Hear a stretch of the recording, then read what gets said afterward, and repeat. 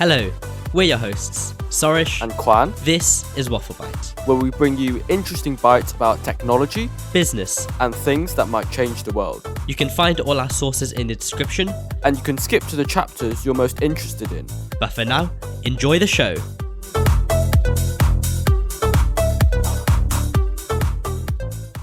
Today, Kuankuan, is the day that Donald Trump takes over again. Donald Trump is such a character, isn't he? Above all, I just find him very funny, and he can say anything and it'll just be funny. And I think that's so rare for a world leader. Perhaps it doesn't bode well for certain things, but I just really enjoy listening to him speak. We need less seriousness in this world and more fun. Don't you agree, Kuankuan? I certainly do. And the thought for this week is, does 3D printing have a mass market future, or will it remain a niche for enthusiasts and specialists?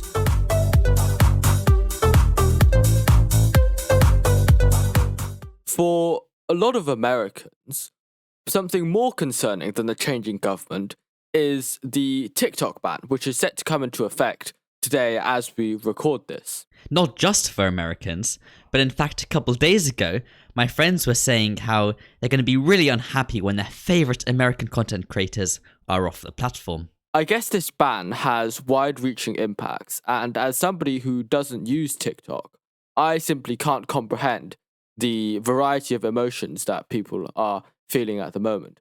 But I thought it would be interesting just to have a look at the history of TikTok in the United States, because it became really wildly successful during the pandemic. And coincidentally, Trump initially tried to ban TikTok using executive power, but that was turned down by the courts.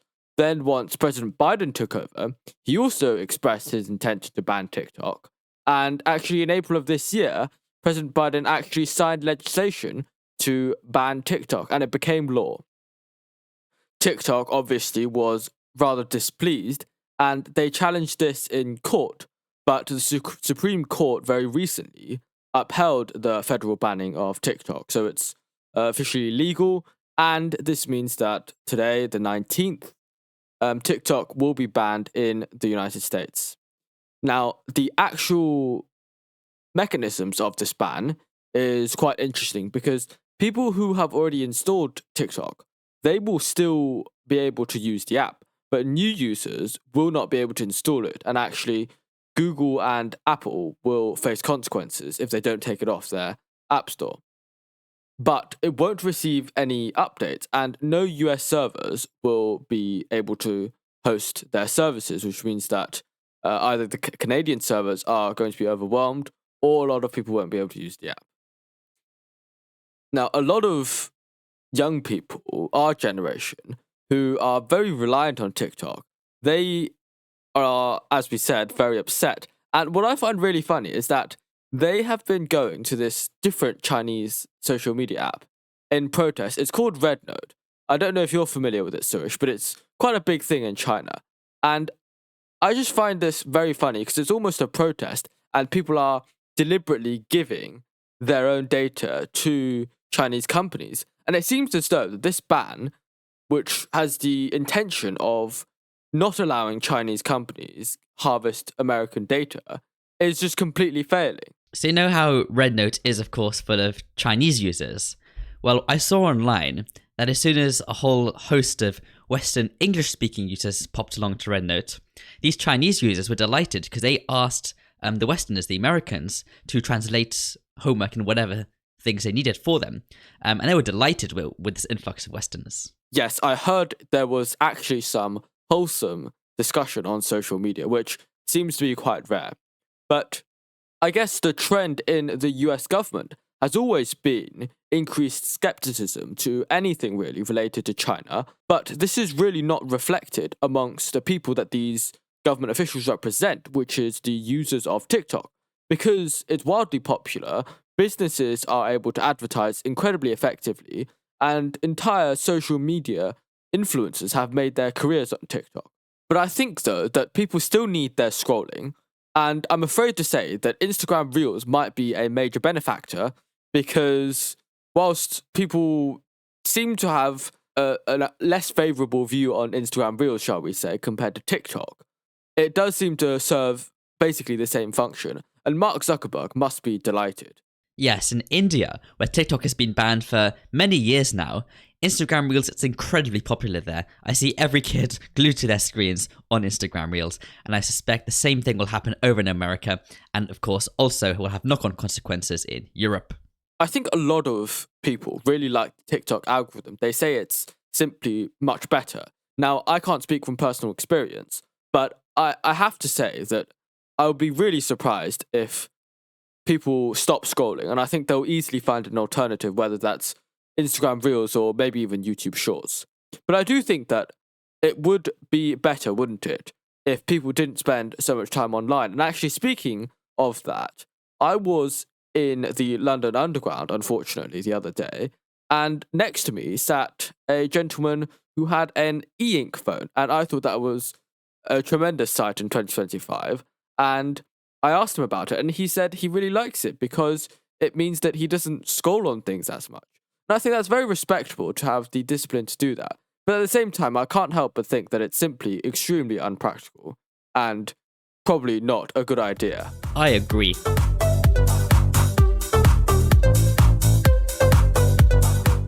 Our second story concerns CES, which is the Consumer Electronics Show, which happened in Las Vegas earlier in January. And quite a lot happened in terms of processors. In fact, all of Intel, Nvidia, and AMD had fairly significant announcements. Least exciting, as usual, it was Intel.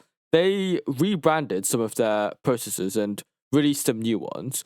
Broadly speaking, whilst they were very confusing, they weren't particularly impressive on the desktop end because their focuses on efficiency meant that performance was lagging, and they were quite behind on AMD, certainly when it comes to desktop gaming. But on the laptop side, they were actually quite competitive, and they released quite a range of processors, some for higher power demands and some for your thin and light notebooks. And they seem to be broadly competitive with AMD. And I was quite surprised by that because Intel has had their fair shares of struggle recently. But they're also working on their new 18 Armstrong node. They're currently behind TSMC by quite a bit, actually. But I remain hopeful that they will be a competitor to TSMC because the market dominance of TSMC is too much, in my view. And it's just better for all consumers if we have multiple manufacturers. And certainly for geopolitical tensions, it's nice to manufacture chips in the US. I'm not sure I'd really trust Intel to achieve a whole lot in the coming few years, whether that be chip fabrication in the USA or continue to designing competitive laptop chips, or even something like getting some functional good drivers working for their GPUs. Somebody who can be trusted to deliver, though, is NVIDIA. And Jensen Huang released the 50 series graphics card, and they are tremendously expensive. The 5090 is a whopping $2,000. I think every gen, they've just made the 90 series card more and more expensive. And people seem to be loving it. People seem to be so happy to pay so much money for a top-end graphics card, which I find slightly surprising, but also not so surprising, because Jensen Huang once said, quite rightly, that people are just expecting computers to get cheaper, and you look everywhere else and everything's getting more expensive. So I guess they have quite a lot of room to maneuver in terms of price. But I think it was controversial because this generation, they implemented some AI technology that essentially generated 3 frames for every 1 frame they actually rendered. And for gamers, I think that has implications in terms of latency. But I think it's just interesting to see AI technology being used in such a way, even though I'm not sure that it is as impressive as it sounds. I think it can really add value in games that you are playing perhaps for the aesthetic reasons, because it looks nice. For example, I guess Spider-Man you might play just because it looks nice. But when it comes to competitive games, I don't think AI-generated frames are necessarily at all useful, because what you want to do is you want to minimize latency between everything that's going on, and creating an extra frame doesn't really do that. What's perhaps more interesting, though, to a lot of people is that NVIDIA released a small and powerful computer aimed at machine learning researchers with an ARM-based CPU and a Blackwell chip. And they essentially targeted researchers at universities, small companies who can't afford their extremely, extremely expensive accelerator cards. And they seem to be wanting to enable more people to benefit from AI and AI-related workloads. And I think that's super interesting. But also, it seems to me that if that can drive even more sales for them, that will only make NVIDIA an even stronger player. I really, really like this because it helps companies have compute themselves and own it, as opposed to using, for example, Microsoft servers or Amazon servers. And whilst we are seeing a wider industry trend, and have been seeing this for a while, that companies are moving towards the cloud, within that, there is a small minority of companies that are now moving back to on-site servers. And I think that comes partially out of privacy and security concerns. And this release by NVIDIA is fantastic because the main NVIDIA GPUs for AI development over the next year are all sold out. And realistically, they're really just being sold to huge companies like XAI, Meta, and all of that. These big companies that will just make you use their chips via their expensive cloud service that you don't actually control. And so NVIDIA is almost, to an extent, a very slight extent, democratizing AI accelerator cards. And I think this is fantastic. Meanwhile, AMD released their horrifically branded AI Max processors. Now, the key thing about this processor is that it has a very powerful CPU, as we've known AMD is capable of recently, but also it has a fairly powerful integrated GPU that can do 40 to 50 watts, which is much more significant, and it can often rival some of the last generation NVIDIA laptop chips, such as a 4060. And to me, this seems super cool because it just means that you have one less layer of things to deal with in terms of having to switch between your dedicated graphics and your integrated graphics on laptop, which often can be a difficult and irritating process. But also, I think that it shows the potential of this idea with a good CPU and a good GPU on the same chip, which is, I guess, pioneered by Apple, at least made mainstream by Apple. And it's something that I look forward to potentially owning one day, because I think that it has such excellent implications from a laptop packaging and performance perspective. I really like this move from two perspectives.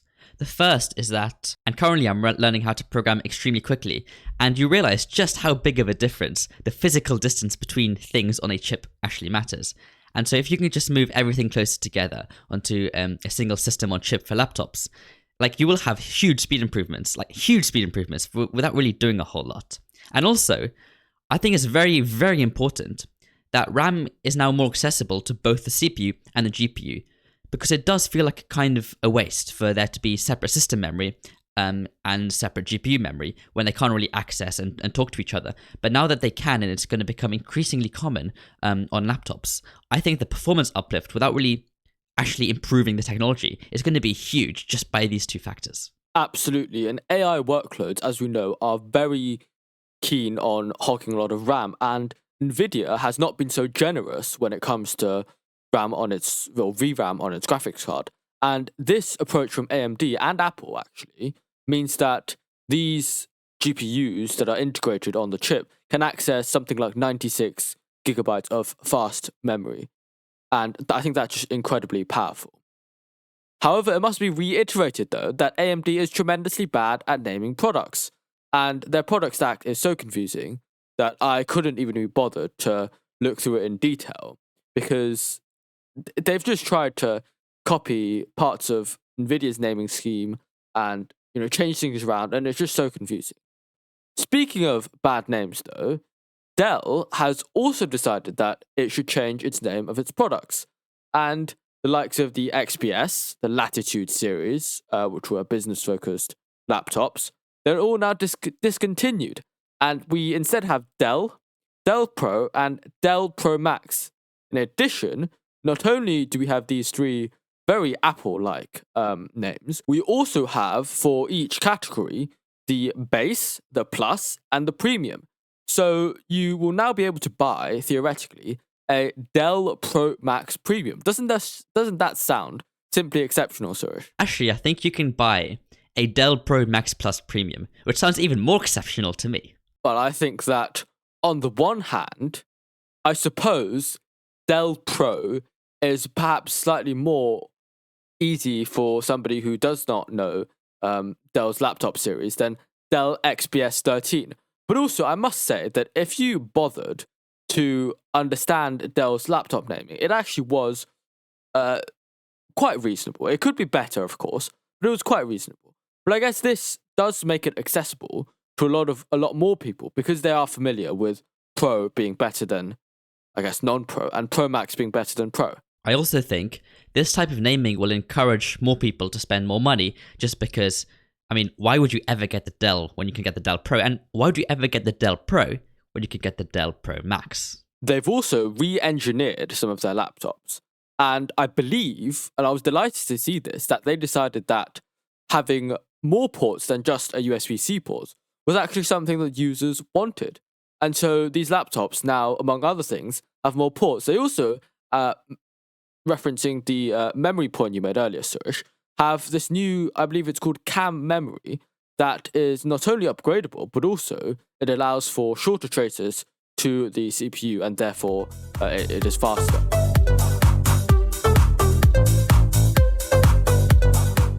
Our next topic concerns a company that has been struggling with an app update, among other things, for quite a while now.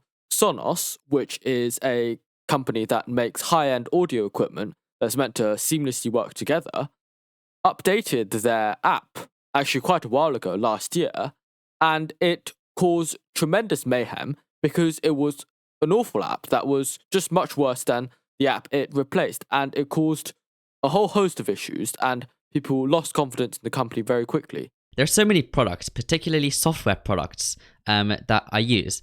I just think to myself, well, either you've got some terrible software engineers, or more likely, you've got a terrible business structure, company structure, organizational structure that just means your software engineers can't do the best work. And this is exactly what happened to Sonos with this app. They were rushing really fast to try and push this app and update it and push it out to as many users as quickly as possible. And that meant, even though the engineers knew it wasn't ready, they were still forced to push it. And that, of course, caused loads of issues. I think it's key to know that when you're making a product, you should listen to the people who actually make the product. I think a lot of companies, when they are listed and when they have stock prices to worry about, don't do that. Having talked about stock prices, though, Sonos' stock price did not do very well after the app was released. And in fact, just recently, they made the news again because they finally replaced their CEO, who apologized actually much later after the app release. It's actually kind of sad because this CEO, he really brought the company up from effectively nothing to a beast, a multi-billion-dollar beast in the audio space. And, you know, for him to just kind of go like this in such an ungraceful manner and with a severance package of under $2 million, that feels a little unfortunate to me. Especially because, you know, that there's a limit to how much money you can make off high-end audio equipment, right? Like, you're going to reach the cap of people who are going to purchase your product. And once you've done that, you are, of course, going to want to expand into software services. And although, of course, the CEO is clearly at fault here, you know, he was just trying to continue the momentum that he built in Sonos over the past few years. And, you know, it's a bit sad that he failed, and it's a bit sad that he didn't get another shot at it. I'm not entirely sure many people will be having sympathy for this CEO and high executive pay package.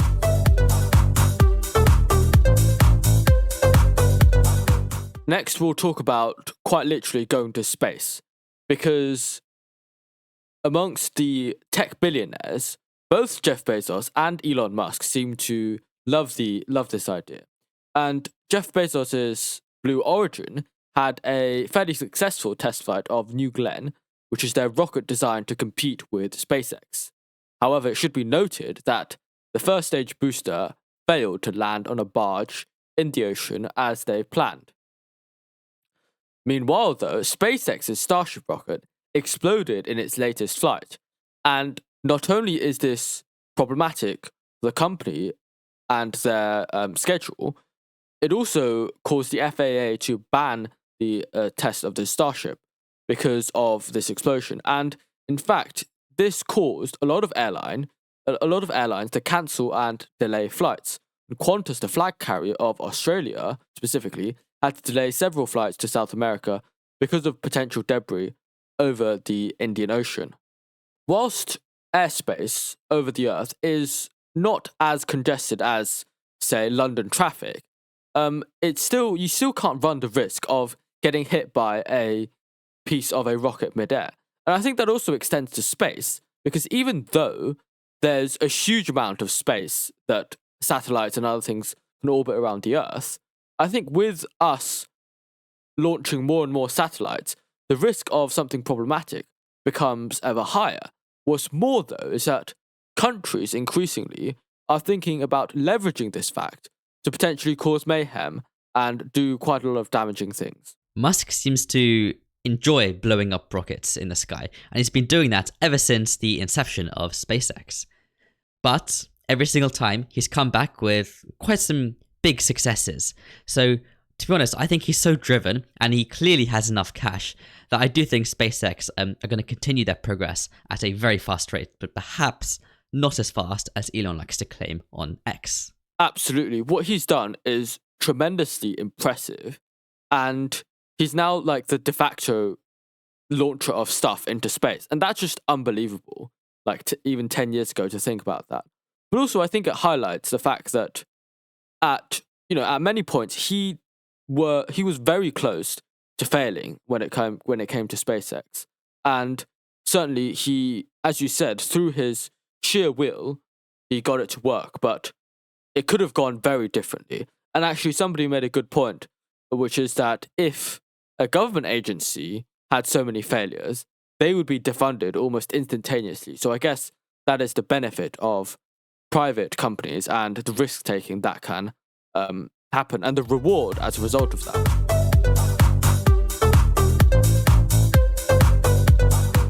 Lastly, I thought it was really interesting to see a report about Meta and their internal messages about their AI models. Now, Meta, as we all know, have made their models open source. And Sourish, you speculated that maybe this was because that they were behind, and so they made it open source such that it would be easier for companies to use their models, and so they would gain more of the ecosystem, if you will, that way, as opposed to having the best product. And you said perhaps it was slightly scummy because it's like if we can't win, then nobody can win mentality.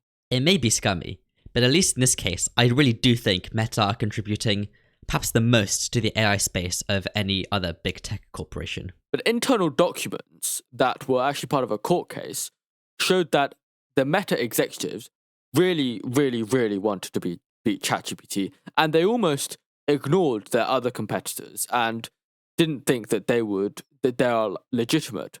And I just thought that was really interesting because Meta has been in quite the spotlight recently. They recently announced a 5% workforce layoff for the underperformers, and I think it was so interestingly phrased that it was like layoffs that they wouldn't regret or something like that. But more controversially, Meta CEO Mark Zuckerberg has gone through quite the transformation recently, and among the things he did was that he said they would end fact-checking by employed fact-checkers and adopt a measure similar to community notes on X. And that seems to me like a very obvious appeasement to President-elect Trump. However, I do think, though, that the community notes has merit, and I think that when it was implemented on X, I did think that it brought a much better harmony to the platform, Sourish. Would you agree with that? I would. It democratizes fact-checking. I think the key when it comes to fact and fiction online is that people need to be presented with enough information to make their own judgment. And I think community notes enables that really well. And I think critics of community notes will say that, the community can get things wrong and etc. and it takes time. But through my use of X, I think it's been implemented really quite well, and it's done quite a good job actually. And, it's less biased by definition, because the community contains a wide variety of people who may have different opinions. And I think that's really good and really valuable.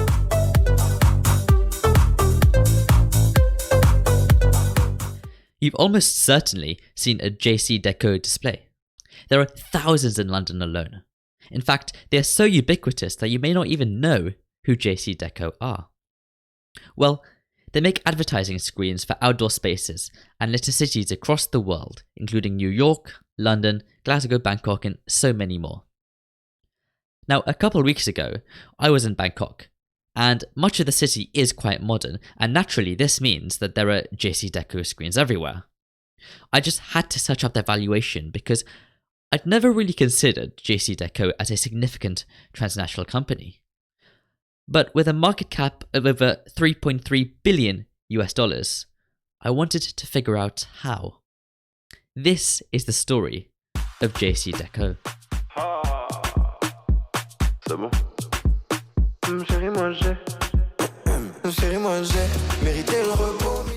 So, in 1955, 18-year-old Jean-Claude Decaux starts a company selling advertising billboards on the side of motorways. And remember, Jean-Claude's not even an adult yet by local French law. Now, he's just spent 2 years working for his parents' store, putting posters around town for them and other local businesses too. And he's sick of it. He wants to be independent, driving him to begin this company of his.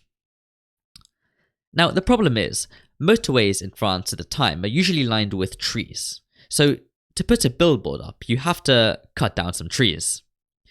So here Jean-Claude was, cutting down trees to make French roads uglier. And as you can imagine, the French aren't very happy at this point. So in 1964, the government imposes sky-high taxes on companies which offered roadside advertising. Jean-Claude's business becomes an unwinnable equation overnight.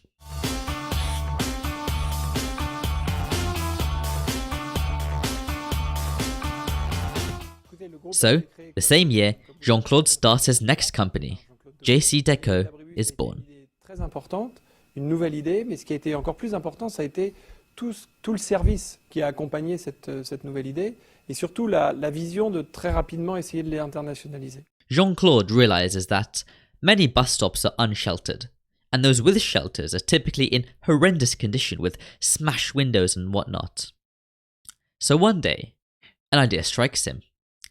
He could add value to the people by building bus shelters, whilst integrating billboard into the sides instead of windows to help finance the structures, and of course taking a profit for himself.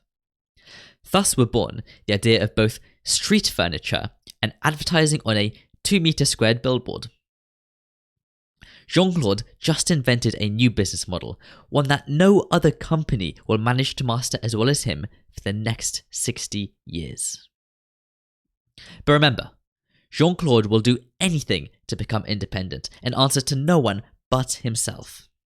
So, Jean-Claude also realizes that, alongside these bus shelters, he needs to provide a more complete service to the companies who wish to advertise on them, and Jean-Claude places great emphasis on becoming an international brand as quickly as he could manage. So, Jean-Claude excitedly gives an electrifying pitch of his revolutionary but immensely risky ideas to the mayor of Lyon, who quickly offers Jean-Claude his first contract, consisting of 40 shelters in the city. From the get-go, Jean-Claude focuses on this idea of public benefit and making cities a nicer place to live in. I don't sell square meters. I sell spaces that are clean and well lit. Now obviously this is wrong, but you get the idea. Jean-Claude is an urban visionary and billboards are just his way to fund his crazy new ideas. Of course, Jean-Claude is rather successful, and over the coming decades he aggressively expands into more than 50 countries and soon becomes the second largest player on the global stage. As Jean-Claude ages, he wants his legacy to remain strong and brings on a couple of his sons to take over the company as co-CEOs. Now, Jean-Claude has built his company with his ethos rooted deeply within it, and he taught his sons the maxim that what is worth doing is worth the pain of being well done.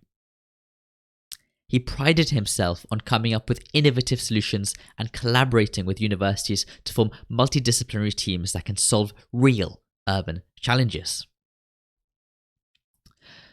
But through my research, I've noticed a couple peculiar things. So JCDecaux's co-CEOs, Jean-François and Jean-Charles, are very corporate sounding, both in their online posts and crucially also in every single interview that I've seen them do. They have a much greater focus on the financials of the business and keeping it growing as much as they possibly can.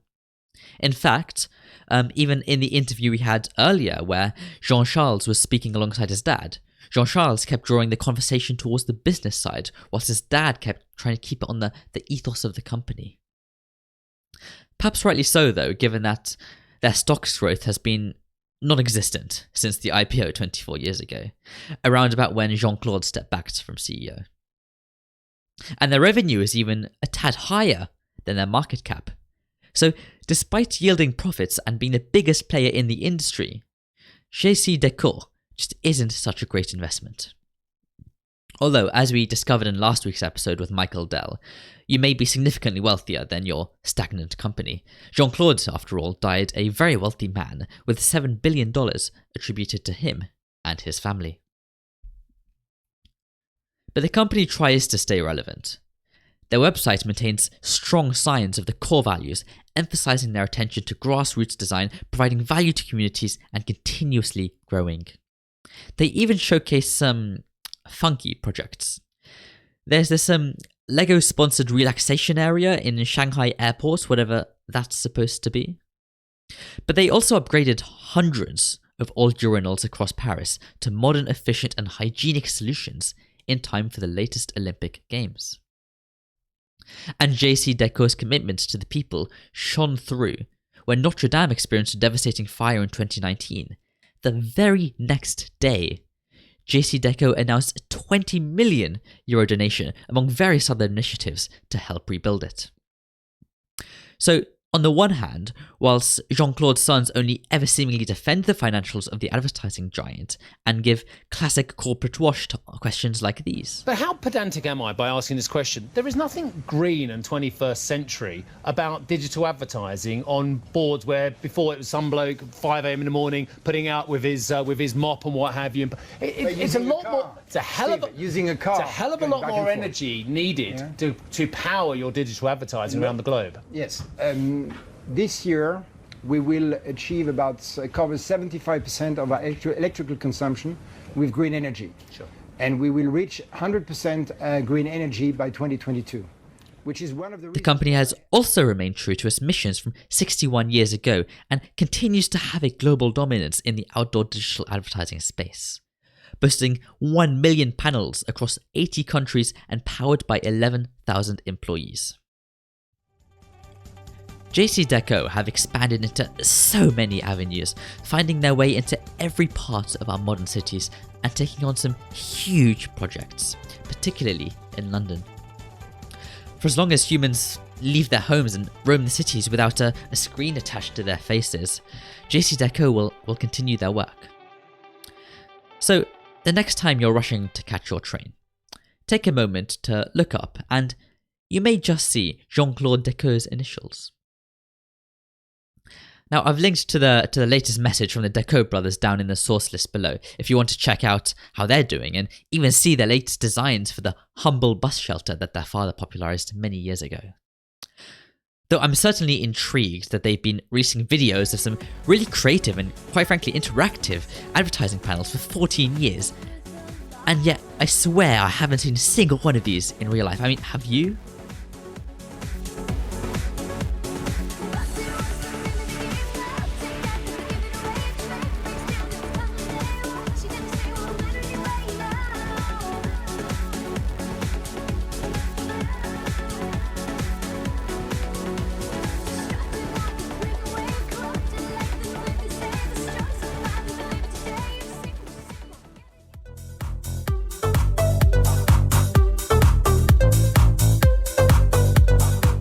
The thought from earlier this episode was, does 3D printing have a mass market future, or will it remain a niche for enthusiasts and specialists? these days we are able to make a variety of things via 3D printing. You can print something like a basketball, which apparently was very popular recently, and you can even 3D print a house. But still, despite the fact that you can print so many things with actually quite a lot of materials, it is still a fairly small manufacturing method relative to other methods used to make most of the things we use every day. 3D printing is very useful when companies are able to use it to make prototypes and rapidly iterate. And enthusiasts like yourself, Sourish, also really like 3D printing. But still, it's not something that you really use to manufacture mainstream everyday products that people buy. And that is largely because the cost structure is such that the cost of printing something is independent of the quantity. Whereas with traditional manufacturing methods, you can really benefit from economies of scale. So when you need to make a huge batch of something, it is much more economical to use traditional manufacturing methods than 3D printing. Despite this, 3D printing is a high growth area, with the 3D printing market being worth $20.37 billion, and it is expected to grow at over 20% annually through to the end of the decade. But still, this is a much smaller market than traditional manufacturing and traditional manufactured goods. I think it's important to note the strengths and weaknesses of each of these manufacturing methods, and in particular, the fantastic thing about 3D printing is that it essentially enables geometry that would otherwise be completely impossible. But now we can just create it. And an example of this is, for example, the Pythagoras cup, which Pythagoras himself is thought to have invented thousands of years ago. And this is a cup which would empty itself if you fed it too much by using the siphon effect in physics. But you could tell that the cup was funky because it had this spike coming out the middle. However, these days, you can 3D print your own Pythagoras cup without a spike because the specific geometry that a 3D printer can print is so unique and so special and just so brand new and incredible that you can hide the siphon within the walls of the cup itself, which is just something that simply was not possible until 3D printers came along. 3D printing is obviously exceptional, but I think we need to find more niches where it can be proven to be beneficial and it actually can have a legitimate use case for not just the odd prototype or the odd enthusiast, but for everybody. It can be a valid manufacturing method for anybody who wants this particular product. And I think increasingly we're seeing it being used. I know, for example, I have a 3D printed bike saddle, which is a very niche use case, but I think increasingly people are discovering the qualities of 3D printing that makes it unique and makes it much better and makes it enable things that were not previously possible, as you said. But still, I think it's important to reiterate that cost is an area where 3D printing really, really suffers. And increasingly, we're seeing people avidly shop on places like Temu, and they really are quite price conscious. And I'm afraid to say that people might have to just be willing to pay the premium for something that is better because it's 3D printed, so it's able to suit their needs better or be more unique or something like that. On the bright side though, for enthusiasts, 3D printers have gotten much cheaper recently and the quality has really increased dramatically. And really years ago, if you were to buy a cheap 3D printer, it would be almost unusable. It would be, fairly unreliable. You'd have to do a lot of work and get a lot of failed prints. But these days, 3D printers for enthusiasts are so cheap that they are able to print exceptional quality prints, and they can rival much more expensive 3D printers from just a couple of years ago. The problem is, cheap stuff is like, your goal is to make it as cheap as possible. And as you said, that only comes with traditional manufacturing methods at a very large scale. So if you're going to pay a bit more, well then you generally expect level of quality, right? And generally metal is associated with quality. And so if you're going to pay a bit more, you probably want some meticulously designed product that's perhaps machined out of metal or whatever. And therefore 3D printing, at least today, is not a very suitable manufacturing method.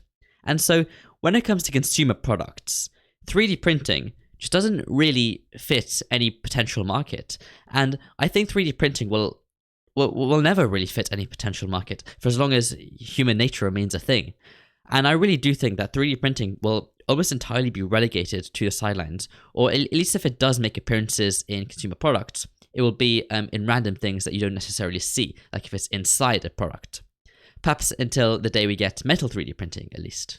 I agree that 3D printing will probably remain niche, but I think that it's important to realize that we have designed the things that we used with traditional manufacturing methods in mind, right? And I can't help but think, if we consider the possibilities that 3D printing enables, we might be able to design products that are much better that we don't know about yet. And I think that is something that I'm hopeful for and would be really exciting, because if we could have better products, that would just be excellent, wouldn't it? Yes, but I think yet another issue is the idea of post-processing. And in fact, I recently decided to 3D print a few things, and I spent hours just post-processing my prints, and I didn't even do that good of a job. And I just don't think it's a very feasible thing to do at scale. Like, if you are selling a product, you generally want the exterior and the finish to be really nice, and that's much easier to do in traditional manufacturing techniques, where you can easily do that as a mass scale. But with 3D printing, like as we said earlier, the benefit comes from the insane geometry that you can print. But with the insane geometry, it's also insanely difficult to do the finishing correctly, efficiently, and automatically.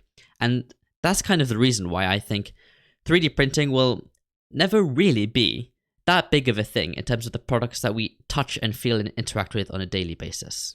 Now, in terms of growth, I think 20% a year is a lot. But I wonder, will that plateau, will it reach a ceiling? Because, of course, right now, 3D printing is exceptionally useful to quite a lot of people. But at some point, like everyone who is willing to learn CAD or does know CAD, or really is willing to deal with a 3D printer, tinkerers, at some point, all of them will own a 3D printer. At some point, every company that wants to do rapid prototyping will own a 3D printer. And at some point, the niche manufacturers that want 3D printers will own them. And actually, 3D print farms are becoming very popular recently. But also, at some point, they will kind of max out, I assume, because there's a limit to how many people will learn the skill of designing an object, at least until generative AI designs it for us. And so, I guess my question is 3D printing really mass market today? Will it ever become mass market? Or is it really just going to expand to fill a market, which is, in the end, not that big of a market? I think this is entirely dependent on technology. If we have better 3D printing technology, such as, for example, the use of metals or the use of different materials fused together, I think that it provides possibilities that we cannot imagine yet. And I also think that something like 3D printing houses, for example, it may sound quite silly, but given the fact that it has the potential of doing or building a house much quicker, I think it's entirely possible that that has a future. And so I think we never know. Perhaps, as you say, 3D printing using PLA filament is still a niche and will always be a niche. But I think you can 3D print other things, and that has the potential to become mainstream and become mass market. What we've been seeing in the software industry in the past couple of decades is, as more and more people have a device that can run software, a computer, and more and more people learn the skill of developing software, programmer. Well, we have this dichotomy between services that are free of charge and things that you can just truly download for free, and services that you have to pay for either as a one-time fee or a monthly subscription. And this is a multi-trillion-dollar industry, but also it's a completely free industry for the thousands and millions of people out there who program entirely for free. And I'm contemplating, will 3D printing kind of be the next stage of that, right? Are we going to almost have the same thing that we see in software, but now in the physical world via 3D printers? Will 3D modelers now kind of also have this dichotomy between the people who just want to create cool stuff for free and throw it out there in the world, but also companies and professionals who want to sell their 3D printed products and files for you to then go and print at a print farm or something?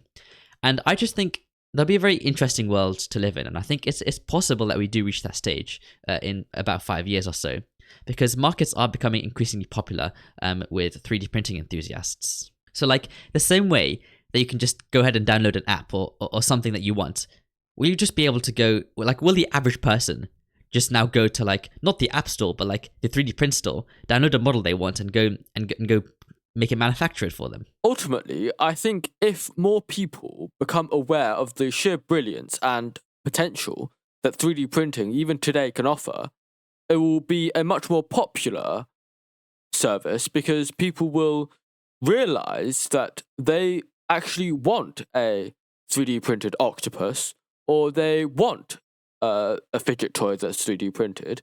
And so the demand will be generated, which will fuel the whole industry, and it will make 3D printing more mainstream than it currently is today. But I think until then, because the fact that people don't know it, and the people who need to have 3D printed things are already participating in the industry, it will become a niche thing, and it will remain a niche thing. So I think that's the key step, is to educate the population of the brilliance that 3D printing can offer.